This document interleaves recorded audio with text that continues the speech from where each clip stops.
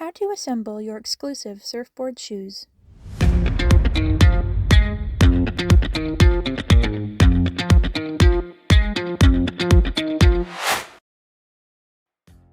Take the parts out of the storage bag.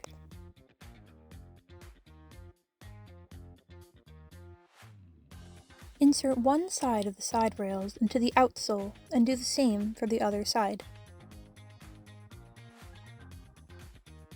Note that the direction of the side rails tilt should be consistent with the direction of the feet.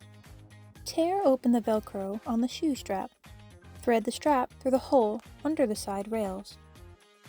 And secure the strap by inserting it into the side rails.